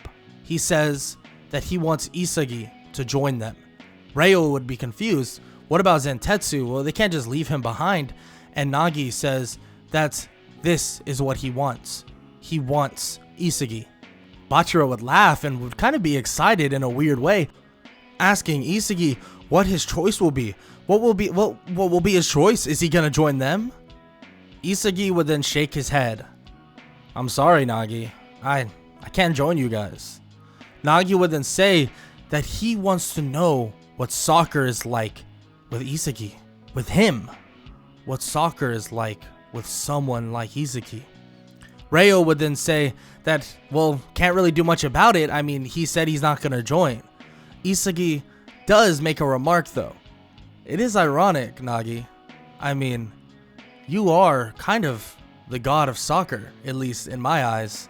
The way you manipulate the ball, I mean, it was hard as hell to copy, but it made me so much better. I can see it in you. A true monster. Maybe a true god. Now, I don't want to step on anybody's toes, but that backpack looks real heavy to me. Isagi would look away and says that his choice is his choice. If Nagi doesn't want to join or doesn't want to play with Isagi, he doesn't have to. Play with Ryo. Go on your way. They'll just wait for Kunigami or Chiguri or maybe even the villain King Baro. Of course, everyone would be kind of in awe about this, and Bachira would remark how cool Isagi is, and Nagi would stop him. No, I want to play soccer with him. I'm gonna join you guys. Ryo would be shocked. Nagi, what are you talking about? You can't leave me. Nagi says that it's nothing personal. He needs to learn what his football truly is. What his style of football truly is. Isagi would smile. Nagi, I could tell you what your style of football is. Your style of football is to be the god of this field. Now, I could make you that god. You want to do that, Nagi? Nagi, his eyes would grow wide, and Ryo would be shocked. And Nagi says that he's going to join Isagi and Bachira. Bachira and Isagi, both of them would smile at this as Nagi would join them and he would lead them through the tunnel. Bachira would ask if Kunigami and them would be mad about this, but Isagi would remark that there was no waiting anyways, that they'll find their own team and they'll make their way there anyways. But at the same time, that they shouldn't worry about them. They really shouldn't. Don't worry. Worry about themselves and how they're going to be the greatest striker and how they're going to be the best. Isagi, Nagi, and Bachira would enter the second selection, and the team that's there is supposedly the top 3 players in Blue Lock. Rin, Junpei, and Tokumitsu. The top 3 supposed players there. Isagi would look at them and look back at Bachira and Nagi. He would ask them, so, do you all want to wait for another team of 3? Or do you want to take on the best and steal whoever's the best on that team? Isagi would smile, and Nagi and Bachira would have the same thoughts in mind. What are we here for if we're not going to be the best? And if we're not already the best, let's take out the best. So the next and final part of What If Isagi Had a Stat Leveling System, part 4 or the finale, they'll be taking on Rin Itoshi's team. Will it go the same as in canon, or will Isagi awaken the god of soccer and show exactly why he's levels above everyone in Blue Lock? Well, you'll have to find out in the final part. Isagi, Nagi, and Bachira. Now this is going to be fireworks. Those 3 versus Rin, Tokumitsu, and Junpei. All we know is that Rin is supposedly a monster with the number 1 on his arm. Isagi, all he can think about and fixate on is the idea that Rin is insane. Rin is some crazy competitor and elite striker. That's all he can think about. All he can think about. So, when the match begins, Isagi would set up Bachira as quick as possible, leading off to a quick tap pass to Nagi, and Nagi, the god of soccer, would chip the ball in easily for their first goal. Working together, well, it was pretty simple to score, but it seems that Rin is just downloading. Isagi can see this and begins speaking to him, saying and asking what he thinks about everything that's going on. I mean, he obviously has something on his mind. Rin wouldn't say a word, but then eventually would tell him to just shut his mouth and watch, as Rin would immediately take a shot from kickoff, and it would go in. It is now tied 1-1. Of course, they know that they need to get to 5, and with the shorter field, it did make it easier for Rin to score a goal just the way he did. Isagi would see this, and he would smirk. "You really are great. Rin Itoshi. That sounds familiar. Oh, you must be the little brother." Isagi would say this, and he would begin to chuckle. Rin would say that he's going to destroy his brother. His brother will be a distant memory, especially after all of them watch him become the best.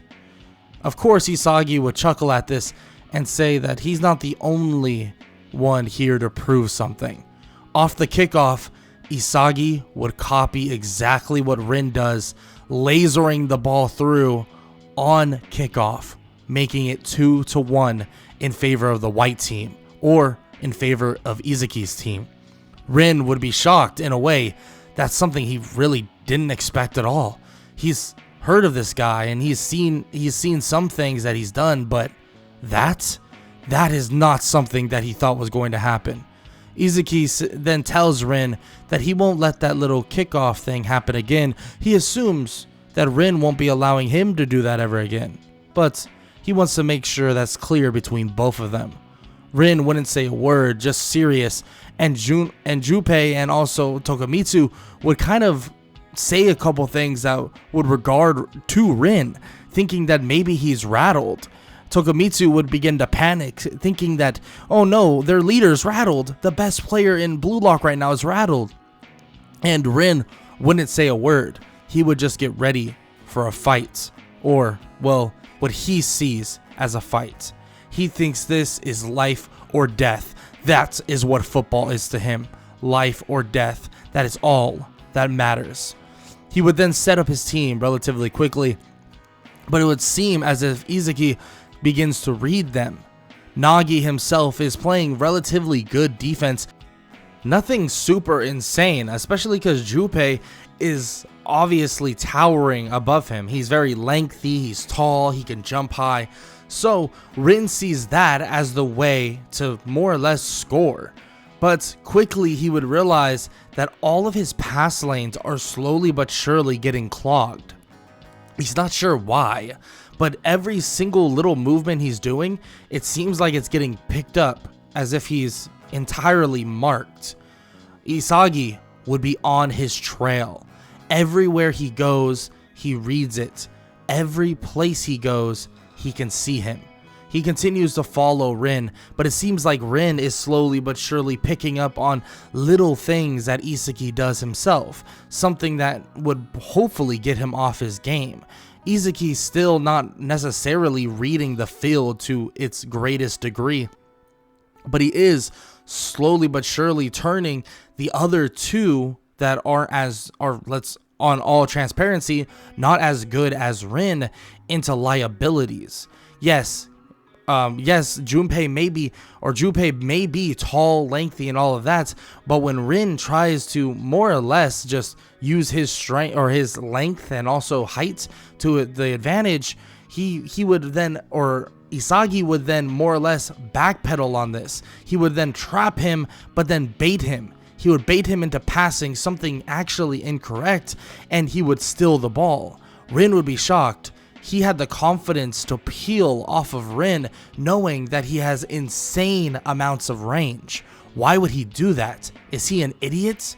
Isagi would take it up the sideline, and as he's basically just full speed ahead, more or less copying movements from Chiguri, he's not as fast as him, but he's copying the strides, the movement. Rin seems to not be able to even keep up, but Tokimitsu can. He begins to full speed ahead, trying to catch up to Izaki, but as he does, Izaki would tap the ball through his legs. What? Tokimitsu would miss the ball just barely, but he's able to switch courses really quickly. But as he does, well, Isagi would pop the ball up. This looks like a move from Nagi. he would tap the ball from one foot to the other as he would get the ball just around Tokimitsu. But as he kicks it, Tokimitsu realizes that there's no way Isagi will get to it before him, so he kind of smiles at this. He's happy, he's about to do something great, but just as he does this, he didn't see the person, that he left. He didn't realize and forgot. Bachira is right there.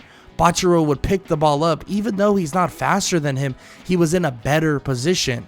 Yes, Isagi might not see the field as good as Rin, but at the same time, he can still move these people around like chess pieces, but based on their own free will. Isagi has chemistry with not only Bachira, but also Nagi. Yes, not to the extent that he has with Bachira, but Rin has zero chemistry with them. Rin is as if he's the chess master trying to forcibly move magnets that are chess pieces stuck to the table, and he's trying to pick them up and move them. It's a hassle. It's hard. It's difficult. Isagi, it's different. It's as if the chess pieces are moving at a click of a button, as if they know before he even visually tells them. Bachira would shoot, and they would score another goal, making it 3-1. Rin would see that there's a couple things that they need to tie up. They need to overwhelm Isagi. Maybe they can overwhelm his senses. Maybe, no, he has an idea. He'd pass the ball to Tokimitsu, and he would tell him to go right ahead. Tokimitsu would be confused. Whoa, I mean, does he really have confidence in him like that? It's not that simple though. Rin would begin utilizing his off-ball movement as best he possibly can, cutting through the defense so that he could try to manipulate Isagi in a certain way, get him to a certain spot on the field, but at the same time utilize the muscle of Tokimitsu so that maybe, just maybe, he'll draw more attention. And luckily enough, this was a smart assumption. Isagi would realize that he can't fully mark Rin and utilize his own speed to keep up if he allows Tokimitsu to just barrel through Bachira. Bachira may be talented, but defensively, he's kind of weak, at least physically. Bachira would be getting more or less back down. He would easily Tokimitsu would easily get past Bachira. He begins to just muscle his way through. Nagi would then collapse, but just as Nagi collapses, everything around collapses. Bachira in a situation like this, if it was, Nagi on the other end, he would know not to collapse in this regard, to rely on Isagi to pick up the slack, to make a gamble, make an assumption on the field that needed to happen. But Nagi would come through with help defense, and as he does, a simple pass to the man running in the shadows, Rin. Boom. One shot, one kill. Straight through the goal, and it's another goal for Team Red. Team Red now has 2 points, but Isagi's team is still up 3-2. Rin knows that they need to have and make a stop. He doesn't know how they're going to do it, but he'll figure it out. He begins thinking, what will stop them? What's going to stop them entirely? It's Nagi is not developed enough. Nagi, he's not good enough, at least in terms of, Junpei not keeping up with him. What about Bachira? No. It seems like Isagi's just, he's the one that flows everything. He's the one that does everything. He begins to see the field. Rin begins to develop from the challenge that's in front of him. He's now seeing it. He's truly seeing it. Isagi tries to set up a play, but truly he would get careless. He would kick the ball, and Rin would read it. There is no setup now that he cannot see. He kicks the ball down as it's more or less high pointed toward Nagi, but in a place that Nagi can control it on his own so that he won't get out jumped. Nagi would try to do this, but Rin would make a gamble himself, trying to steal the ball, and does just that. Rin would then take Isagi on one-on-one, feeling that he needs to take him on one-on-one. Isagi would break down and get ready, and as he does, he would think to himself, right or left? Right or left? No, it's not that simple. But he needs to draw something out of Rin. He needs to do it quick. So he tries just that, but the dribble move is too good. He gets past Isagi, just barely, just enough. Isagi would then turn around and try to make up for distance, but it seems like Rin is outpacing him. He's outrunning him.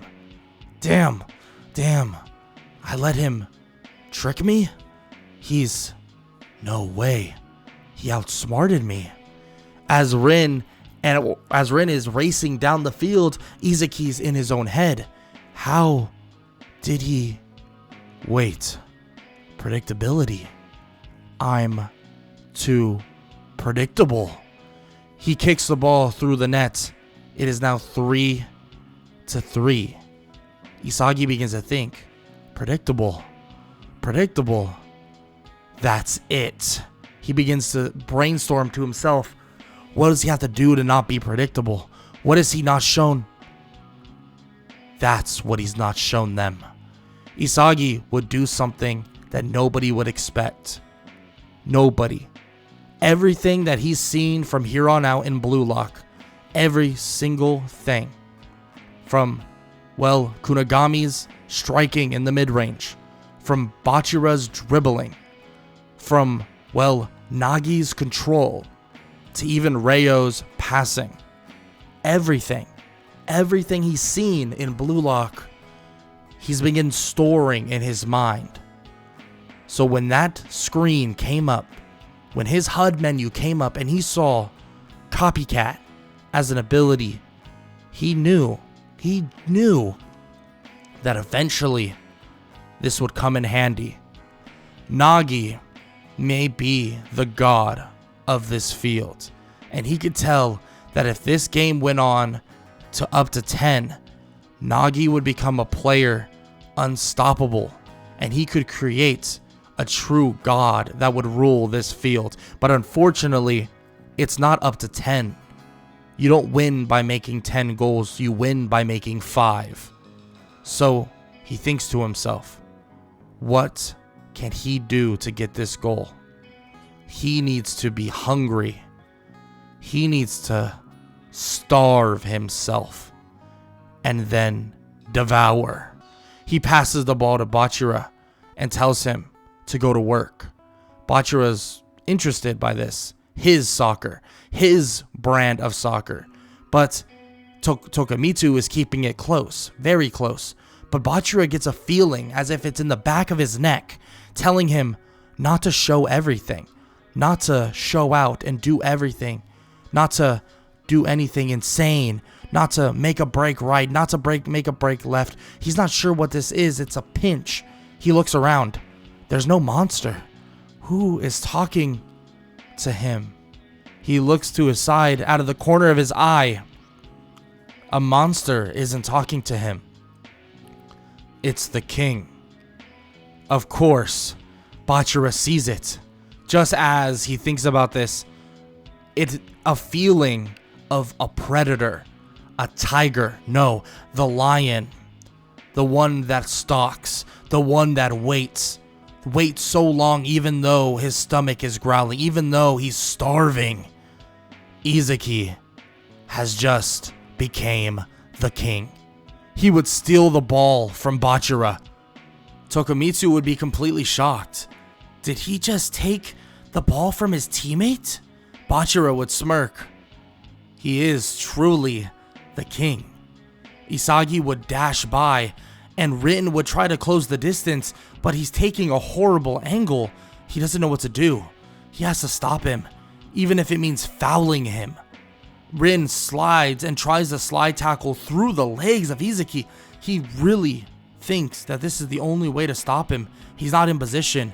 It was unpredictable. He's unpredictable. Just as he tries to, though, he leaps over, as if the roar of the lion told him to do just that. Leaping over the legs of Rin, and there's a clear path to the goal. This is his range. Baro, he may be the king, but what happens when someone like Isagi copies the king, the villain king? He kicks the ball and it's drilled into the top right corner of the goal. 4-3. Now this is the game everybody's been waiting for. This is the game that Isagi has been searching for. He's now up 1 point, and now Rin has the ball in his court, or on his side of the field. Rin knows that he needs to do something outlandish. What is he going to do? He has to evolve. He has to transcend. He can't be beaten. He's going to let this guy beat him? Rin begins to think. He needs to... No, he can't be unpredictable. How is that going to work? He needs to do something. No, he doesn't know. Of course, his other two teammates would yell for him, telling him that it's time to get ready. He thinks that the best play they have is Junpei. Maybe outranging Nagi. Maybe, just maybe, he'll be able to do that. Maybe he'll be able to outleap him, header it in. Even Rin is questioning himself now. How is this guy doing this? He's doing something that he's never thought would be even imaginable. Rin would get ready, passing the ball quickly to Tokimitsu, thinking that maybe muscling their way down would begin to actually start and open up pathways he needs to see.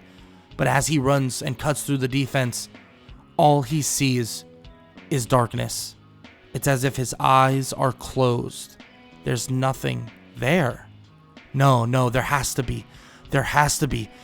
I need to think. Wait. I'm thinking about this all wrong. I need to think of this like a striker. Rin would cut across, and he would tell Tokimitsu to pass him the ball. No. Tokimitsu would just inherently kick the ball to him. Rin would take on Isagi one-on-one. Isagi would tell him that this time it's going to be different. Rin has a crazed look in his eye. Rin would then tell Isagi that this time will be the same. But at the same time, he'll make sure that he devours him. Izaki's confused. What the hell is he on about? Rin is locked down. Completely locked down. What does he have in mind? What does he think he's gonna shoot? But why? How? He's not even open. There's no way he can get it past Isagi. There's no way. Rin believes he needs to get creative. He believes that he has to pull out all the stops. There's no way around it. Rin would set himself up. He would actually get around Isagi just enough. He actually gets around him utilizing dribble moves he saw from Bachira. Hard, very hard to predict. And that's what he wants. A shot by Rin would go soaring. But at the same time, it looked off. It looked weird. Why? He knows that it was a risky shot, and he knows he was off balance, but it gave him enough room. He had enough room. It then clangs, and a loud vibration can be heard. It hit the crossbar, and it bounces right in front of Isagi, who's already running in the direction of the goal. How did he wait? How did he know? Rin would stand there shocked. Isagi chipped the ball. He knew and seen Bachira's movement so much. Whatever Rin did, he may have tried to get outside the box. He may have tried, but it's harder to get outside the box than he would possibly even imagine. That one little chip made it so that the ball would spin and hit the crossbar. Isagi would then take the ball and he would pass it up right to Bachira. He would tell Rin that there's no point in moving. he saw something. He tried to mimic Bachira. He tried. But that's the thing. It's so difficult to mimic someone that is so unpredictable. Yes, his own, intuition just cost him the match. He thought that he could confuse Isagi with Bachira's movement. Really interesting. It was gutsy, off balance. He almost had it. But Rin forgot one thing. Isagi is just better. As Isagi's saying this, Rin begins darting off, but Isagi just marks him, saying that all he can do now is watch his lowly teammates lose. Isagi is ramped up. He doesn't even want this last goal. Rin would mock him, saying that he's not a true striker. He's so far from it. He doesn't even want the goal. Bachira would continue dribbling, and Tokumitsu wouldn't even be able to keep up. It's as if Bachira is smiling. And the other teammate, Junpei, would come in, but even him, he doesn't even stand a chance. He gets nutmegged, and it's nothing. Nagi's wide open, but guess what? Bachira is in his own world. Bachira is playing his own soccer, his own football. Bachira would kick the ball, and Rin would watch. He watches as the arm of Isagi is on his side. The arm is blocking him away, as if now there's someone else stopping him from reaching his goal. The goal would go through, and Isagi, Nagi, and Bachira would win 5-3. Rin would be shocked. What just happened? No way, they just lost. They couldn't have lost. No, he can't accept this. He won't accept this. Isagi would stop him. It's time for you to accept it. You lost, but you're the best challenge I've had so far. Someone that could read almost everything on the field. Someone that is athletic, uses soccer or football as a purpose. You may truly be the best striker on this field. Of course, Rin hates to hear this, telling Isagi to stop mocking him. They won. To rub it in his face. What is he? He has zero ego? No ego? Nothing? He's pissed. Why is he telling him this? Why is he saying this? He's frustrated. Isagi would then look toward Nagi and also Bachira. He would wave them off, and both of them would smirk as they give him a thumbs up. Rin, Itoshi, we choose you. Of course, Rin would be frustrated by this. Now he has to work with the people that he just... Damn it! He's pissed, frustrated. How is he this far above him? Isagi would turn around and look at him and say that sometimes people are just far more blessed than you could possibly even imagine. Isagi wouldn't say another word, and they would walk off. 4 of them. Bachira, Nagi, Isagi, and Rin Itoshi. Now this is an elite threat, especially when you look at who the next challenge they will face. Their next challenge is simple, very simple, but great at the same time. It's Kunigami, Chuguri, Reo, and the king himself, Baro. Yes, this may seem at the face value like a test, another test, but it's not. It's not even close. Isagi watches as Kunigami has evolved, Chiguri has evolved, even Reo, in a certain extent, has evolved. But the king is too much for them to handle. The king leaves them open to too many goals. And when he finally realizes that it's time for him to devour, time for him to feed his own hunger, it's already too late. Isagi knows what he's going to do greater than he can even do it.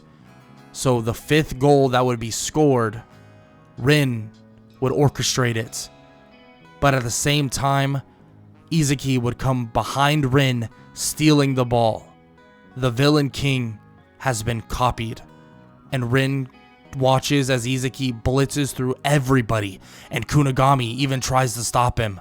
But it's as if Izaki's on a different level. He's so far gone that there is no stopping him. 1 kick, 1 goal, and 5-0. The team of Baro, Kunigami, Chiguri, and Ryo has been eliminated. And now it's time for the team of Isagi, Nagi, Bachira, and Rin to choose who they want. Now, Isagi would sit there and even question what Rin thinks. He would ask Bachira and even Nagi. Nagi would want Ryo, but he understands that Ryo is not the best of the bunch. He does understand that. Isagi would look at Rin, asking him, who do you think would make the best teammate and would be the best for our team? Rin would look at Isagi in disgust. Why the hell are you asking me? Just choose already. You've already chosen from the very beginning, haven't you? Isagi would smile. Wow, it's like we're best friends, Rin. You already knew. Isagi would look and nod. I'm sorry, guys, but we want Kunigami. Everybody is shocked. What? I mean, Isagi has said it himself. If he had Bado on his team before, he might be able to manipulate him into anything. Make him literally unstoppable. But why Kunigami? What about Chiguri? His speed's insane. Ryo pleads to Nagi, but Nagi shrugs. He apologizes to Ryo, saying that he knows he'll get back here. He knows he will. But it's Izaki's choice. It's his choice. Isagi would nod, telling Kunigami to not let him regret this. Kunigami would smirk. Everybody else has gotten their chance. I haven't evolved enough, but I assume that's why you chose me. Isagi would smirk, saying that Kunigami can be a bigger villain and monster than Bado ever could be if he utilizes him properly. And of course, and in all technicality, the 5 people that are there are already done. But at the same time, Isagi knows himself that nothing is that simple. It never is that simple. So when they're all sent off and they begin talking, they all speculate. What's it gonna look like? What's going to happen? And who will they go against next? They begin thinking, maybe it's another 5-on-5. Maybe it's just to see and eliminate more people. He has no idea. I mean, it could be anything, really. Isagi would think, if everybody and everything, well, is, kind of insane, and everyone is super rich, could you think we are... Rin would look at him. You're insinuating we're going to be facing pros, aren't you? Isagi would nod. Yeah, you could say that. Rin would be just disgusted. The fact that he's even talking to this guy. The fact that he's really levels above him. How did he let this happen? How? Of course, nothing would be said. Nothing at all. Rin would be in his own head, in his own mind. But eventually, after some studying and some other things, it's finally time, well, for them to take on the World 5. They would enter the arena for their 5-on-5 match. They would see 5 people, stoic, but happy, talking to each other. hearing something about them getting a fat bag and a ton of money. And Rin would even walk over there, saying that, and asking if they're a bunch of part-timers, because they're going to make this little, or he's going to make this little trip traumatic. Of course, this is a little bit confusing. They think that, this guy, he has a lot of confidence. There's no way he's going to be able to keep up. Not even close. So it's going to be the World 5 versus Nagi, Kunigami, Isagi, Rin, and also Bachira. And quickly, very quickly, it would begin. Bachira would come out at a blaze of glory, dribbling in between everybody, and it's obvious that he's extremely skilled. But it seems after the first goal that was scored, very quickly, in fact, well, after the goal is scored, let's just say the pros begin to turn it up a bit. 1-0, well, they make it 1-1 extremely fast. Isagi would see how capable and how talented all of them are. That's insane. One would dart right by him as if it's in a flash of glory, like nothing. Same thing with Rin. They would see something insane. I mean, it's as if they can't even keep up. And all they can see, though, is a smirk on Izaki's face when the World 5 is already up 4-1. They ask him, what's up with the smile? I mean, they're kind of getting dominated, no? Of course, Isagi sees it, and he knows they are. He looks at them, and even looks at a couple of them. Some of you are prodigies. Some of you are well-oiled machines. That is fantastic. There's more of you. They're all confused. What the hell is wrong with this kid? There's more of you to devour. Everyone's confused. What the hell is... He looks toward Bachira, who's currently kicking the ball in. Give me the ball. Bachira looks in his eyes. Now that's the look in your eyes that I like to see. He kicks the ball to Isagi, and the World 5 stands still. What the hell does this kid think he's doing? Seriously, what does he think he's doing? He would then charge forward, and immediately the Brazilian rep that is currently there, the Brazilian player, would try to stop him, and he would. The defensive power and vision he has is insane. But Isagi would begin to dribble and dribble. The same thing Rin tried to do to him, mimic Bachira. But this time, Isagi knows how to mimic Bachira. He knows Bachira. He would cut through. He would literally cut through the Brazilian rep. He would get by him. He would be shocked. Oh, that guy's insane. He would get by him, and Isagi would see a shot on the goal, but there's multiple people converging, and just as they converge, he would kick the ball forward. What is he doing? He's not going to keep up with that. He's not going to catch that. There's no way. Of course he's not. Of course he's not. Not at all. The France rep would catch up almost instantaneously. He would be insanely quick. He would tell the kid that, he did good. He got by one of them. But there's no way. Just as he's saying this, Isagi is there. How did the kid catch up? He pops the ball up and then kicks it forward. Of course, this is insane. He's doing this all on his own. He's devouring all of them. Just like he wanted. He would be then contested by another one of the World 5. There's no way he gets by them this time. He won't even be close. But just as you think this would be true, he goes for the same shot Rin went for. Rin looks. No way. Rin may have gotten a shot off because of Bachira and scored in the beginning, but this one is far more impressive. Off balance, leaning to the side, he boots the ball. No way. Rin looks. There's no way in hell he makes. It clings off the crossbar. but it's just underneath the crossbar, bouncing right into the net directly after. Everybody's standing still. The World 5 doesn't even know what to say. This kid, they all look. This kid is the exact product of Blue Lock, the one they truly have been looking for. Ego's watching, and a smirk grows over his face. This kid is even greater than I thought he would be. This is perfect.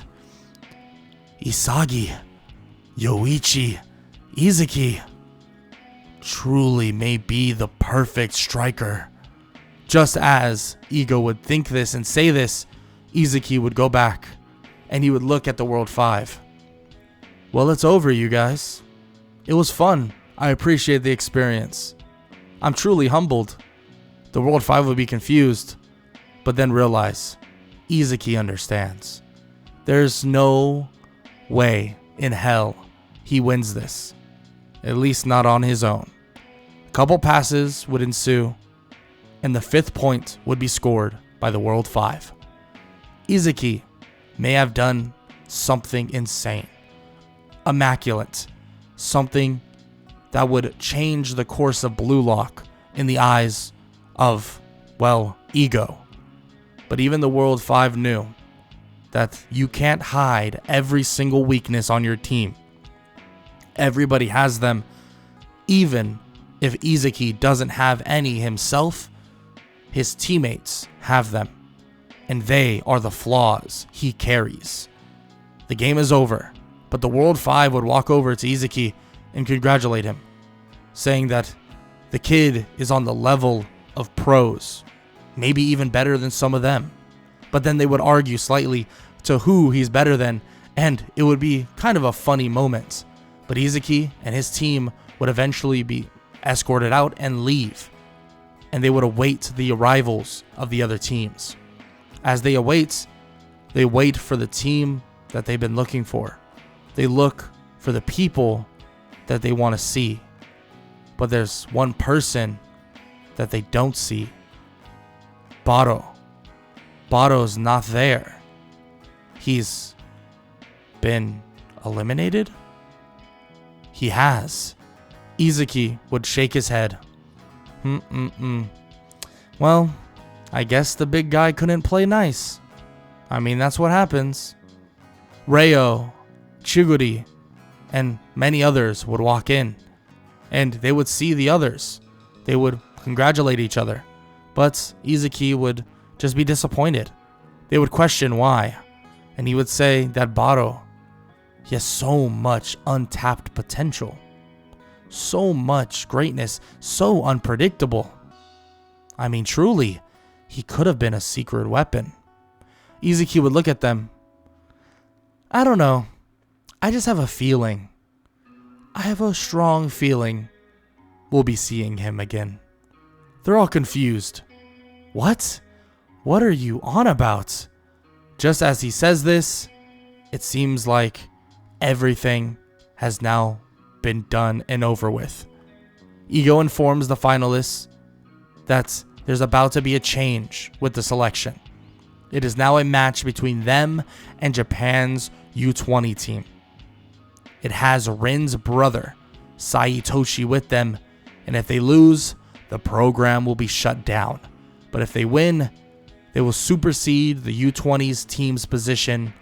Well, and Ego remarks that his faith is in them, believing they could truly win. Isagi would then look toward them and say that they might not see the villain king, at least not for a little bit, at least in his own opinion and his own theory. But that's okay, because he carries the villain king in himself. They're all standing there. Yeah, this is going to be fun.